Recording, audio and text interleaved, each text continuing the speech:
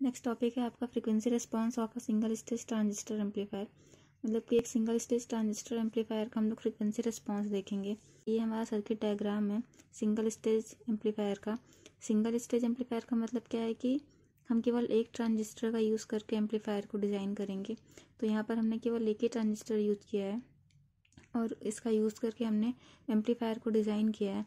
तो एम्पलीफायर को डिज़ाइन करने के लिए हमारे पास सेटिस्फैक्ट्री कंडीशन क्या होती है कि बायसिंग हमारा प्रॉपर होना चाहिए और जो हम इनपुट वोल्टेज अप्लाई कर रहे हैं वो हमें अप्लाई करना होगा। और जो हमारे पास कैपेसिटर्स हैं, मतलब एसी और डीसी एनालिसिस करेंगे हम इसके लिए। और हमारा जो ऑपरेटिंग पॉइंट होता है वो हमारा क्या होना चाहिए, अगर हम एज एन एम्पलीफायर यूज़ कर रहे हैं तो वो हमारा एक्टिव रीजन में होना चाहिए। तो ये हमारा एक सर्किट डायग्राम है सिंगल स्टेज ट्रांजिस्टर एम्पलीफायर का, जिसमें केवल एक ही ट्रांजिस्टर यूज़ किया गया है। ये जो आपके हैं सीसी इनपुट साइड और आउटपुट साइड पर ये जो सीसी कनेक्टेड है ये आपके कपलिंग कैपेसिटर हैं। और ये क्या है, आपका बाईपास कैपेसिटर है जो कि आरई के क्रॉस कनेक्टेड है सीई। तो ये आपका बाईपास कैपेसिटर है। यहाँ से हम इनपुट वोल्टेज अप्लाई करेंगे जो कि कैसा होगा, एसी नेचर का होगा। और यहाँ पर हम आउटपुट वोल्टेज लेंगे इसके क्रॉस। और ये क्या है, हमने डीसी बायसिंग की हुई है, वीसीसी अप्लाई किया हुआ है। तो अब अगर हम इसका फ्रीक्वेंसी रिस्पांस एनालिसिस की बात करते हैं तो फ्रीक्वेंसी रिस्पांस का मतलब क्या है कि किसी एक पर्टिकुलर रेंज पर या फिर डिफरेंट फ्रीक्वेंसी रेंज पर हमारा आउटपुट गेन में क्या चेंजमेंट आएंगे। तो ये हमारा कौन बताएगा, फ्रीक्वेंसी रिस्पांस बताएगा। कि आप, क्योंकि यहाँ पर जो आपके कंपोनेंट है कैपेसिटर जो आपके कनेक्टेड है वो क्या है, रिएक्टिव कंपोनेंट है। तो ये आपको फ्रीक्वेंसी कंपोनेंट देंगे ही देंगे। तो इन कैपेसिटिव रिएक्टेंस की वजह से आपको फ्रीक्वेंसी कंपोनेंट मिलेगा। तो इनकी वजह से ये जो फ्रीक्वेंसी हैं, या तो किसी पर्टिकुलर फ्रीक्वेंसी पर हम गेन देखें या फिर फ्रीक्वेंसी रेंज पर हम गेन देखें, तो गेन में क्या वेरिएशन आ रहा है वो हमारा क्या बताएगा, फ्रीक्वेंसी रिस्पांस बताएगा। कि आपका गेन में इस सर्किट के लिए, सिंगल स्टेज ट्रांजिस्टर एम्पलीफायर के सर्किट के लिए फ्रीक्वेंसी रिस्पांस में क्या वेरिएशन आएगा अगर आप डिफरेंट फ्रीक्वेंसीज लेंगे, या फिर अगर किसी पर्टिकुलर फ्रीक्वेंसी पर अगर आप प्लॉट करें तो आपका आउटपुट गेन में क्या वेरिएशन आएगा। तो ये आपका क्या बताएगा, फ्रीक्वेंसी रिस्पांस बताएगा। अब अगर हम फ्रीक्वेंसी रिस्पांस कर्व की बात करते हैं तो फ्रीक्वेंसी रिस्पांस कर्व जो होता है वो इनपुट फ्रीक्वेंसी और वोल्टेज गेन के बीच में ड्रॉ किया जाता है। अगर हम इनपुट फ्रीक्वेंसी और वोल्टेज गेन के बीच में एक प्लॉट ड्रॉ करें तो उस कर्व को हम बोलते हैं फ्रीक्वेंसी रिस्पांस कर्व। अब फ्रीक्वेंसी रिस्पांस कर्व जो होता है उसको हम लोग सेमी लॉग ग्राफ पेपर पे ड्रॉ करते हैं, क्योंकि फ्रीक्वेंसी रेंज जो होती है हमारी वो बहुत ही हाई होती है। मतलब 0 हर्ट्ज से हम मेगा हर्ट्ज गीगा हर्ट्ज में बात करते हैं। तो फ्रीक्वेंसी रेंज इतनी हाई होती है कि हम नॉर्मल जो ग्राफ पेपर होता है उसका यूज़ नहीं कर सकते हैं, क्योंकि वहाँ पर इतनी हाई फ्रीक्वेंसीज को मेंशन करने में मुश्किल होगा। तो सेमी लॉग ग्राफ पेपर में क्या होता है, हमारे पास जो फ्रीक्वेंसी मेंशन होती है वो लॉग के फॉर्म में मेंशन होती है। तो आपका ईजिली आप मतलब हाई फ्रीक्वेंसीज को क्या कर सकते हो, मेंशन कर सकते हो एक पेपर पे। तो इसलिए सेमी लॉग ग्राफ पेपर का यूज़ किया जाता है फ्रीक्वेंसी रिस्पांस कर्व ड्रॉ करने के लिए, जिसमें एक्स एक्सिस पर आपके पास फ्रीक्वेंसी होता है और वाई एक्सिस पे आपके पास क्या होता है, गेन, वोल्टेज गेन ड्रॉ करते हैं।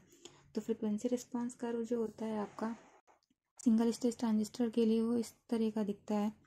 तो अब देखिए ये आपका गेन, मतलब वोल्टेज गेन और फ्रीक्वेंसी के बीच में ग्राफ ड्रॉ करेंगे अगर हम, तो वो हमें क्या देगा, फ्रीक्वेंसी रिस्पांस कर्व देगा। जो फ्रीक्वेंसी होगी वो किस में होगी, लॉग के फॉर्म में होगी, और वोल्टेज गेन क्या होगा, डीबी में होगा। यहाँ से अगर हम देख रहे हैं ये हमारा फ्रीक्वेंसी का एक्सिस है, एक्स एक्सिस में फ्रीक्वेंसी ड्रॉ करेंगे लॉग के फॉर्म में, वाई एक्सिस पर हम गेन ड्रॉ करेंगे डीबी में।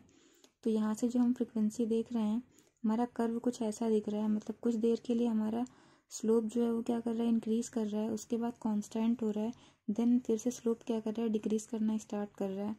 मतलब कि एक पर्टिकुलर फ्रीक्वेंसी एफएल, जिसको हम लोअर कट ऑफ फ्रीक्वेंसी बोलते हैं, लोअर कट ऑफ फ्रीक्वेंसी तक आपका जो गेन जो है वो क्या करेगा, इंक्रीज करेगा। और एक लोअर कट ऑफ फ्रीक्वेंसी के बाद आपका जो गेन है वो क्या हो जाएगा, कांस्टेंट हो जाएगा। कब तक, हायर कट ऑफ फ्रीक्वेंसी तक। हायर कट ऑफ फ्रीक्वेंसी तक आपका गेन क्या रहेगा, कांस्टेंट रहेगा। उसके बाद जब हायर कट ऑफ फ्रीक्वेंसी से फ्रीक्वेंसी ज़्यादा हो जाएगी तो जो गेन है हमारा वो क्या करेगा, फिर से डिक्रीज करना स्टार्ट कर देगा। और हायर कट ऑफ फ्रीक्वेंसी और लोअर कट ऑफ फ्रीक्वेंसी का जो डिफरेंस होता है वो हमें क्या देता है, बैंडविड्थ देता है।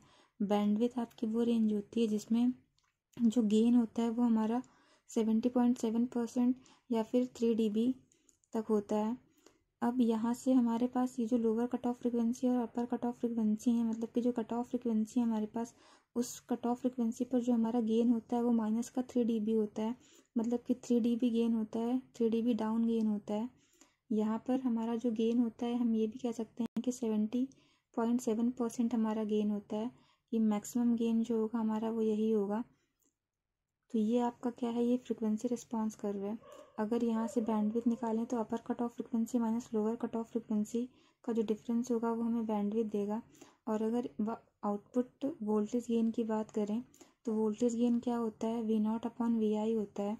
तो V0/Vi के लिए तो V0/Vi का जो रेशियो होगा वो वोल्टेज गेन देगा। अगर कोई भी लॉसेस नहीं हो रहे हैं हमारे पास, तो जो आउटपुट वोल्टेज होगा वो इनपुट वोल्टेज के बराबर होगा, मतलब कि कोई भी लॉस नहीं हो रहा है बीच में। तो इनपुट वोल्टेज और आउटपुट वोल्टेज क्या होंगे, एक दूसरे के इक्वल होंगे। तो जब इनपुट वोल्टेज और आउटपुट वोल्टेज इक्वल होंगे तो जो गेन होगा वो क्या हो जाएगा, 1 हो जाएगा। गेन अगर 1 है, अगर हम इसको गेन को डीबी में फाइंड आउट करें तो दोनों साइड हम क्या ले लें, लॉग ले लें और 20 का मल्टीप्लाई करा दें। तो दोनों साइड लॉग लिया हमने यहाँ पर और 20 का नेक्स्ट स्टेप में 20 का मल्टीप्लाई करा दिया। तो जब 20 का मल्टीप्लाई कराया हमने तो हमारे पास जो गेन निकल के आया है वो क्या निकल के आया है, 0 dB निकल के आया है। 20 log AV is equal to 0 dB, मतलब कि ये वो गेन है जहाँ पर आपका गेन जो है वो क्या रहेगा, मैक्सिमम रहेगा और फ्लैट रहेगा। आपको जो फ्रिक्वेंसी रिस्पॉन्स कर्व अभी हमने देखा वहाँ पर क्या था कि 0 dB गेन पर आपका फ्रिक्वेंसी कैसी थी, कांस्टेंट थी।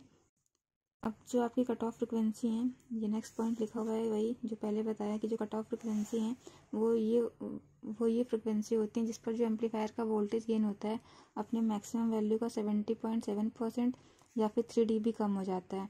क्योंकि हमारा जो यहाँ फ्रिक्वेंसी रिस्पॉन्स में जो हमारा गेन है वो क्या है, 3 dB डाउन हो रहा है, मतलब कि अपर कट ऑफ फ्रिक्वेंसी और लोअर कट ऑफ फ्रिक्वेंसी इस पर हमारा गेन क्या हो जा रहा है, डिक्रीज कर जा रहा है, कम कर जा रहा है मैक्सिमम गेन से। जो लोअर कट ऑफ फ्रिक्वेंसी है उसको हम लोग हाफ पावर फ्रिक्वेंसी भी बोलते हैं। तो यहाँ हमारा फ्रिक्वेंसी रिस्पॉन्स कर्व है सिंगल स्टेज ट्रांजिस्टर एम्पलीफायर के लिए।